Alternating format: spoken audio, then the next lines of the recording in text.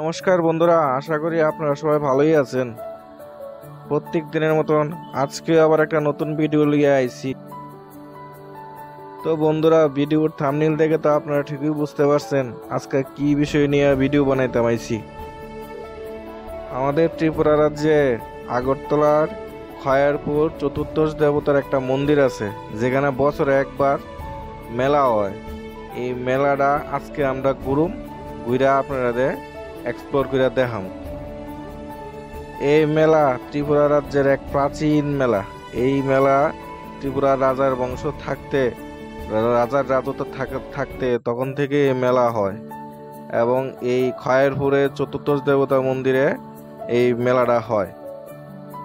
তো মেলাটা আপনারাও দেখেন, দেখা উপভোগ করেন, আর পারলে আয়া এই মেলাটা আপনারাও ঘুরে যাইন।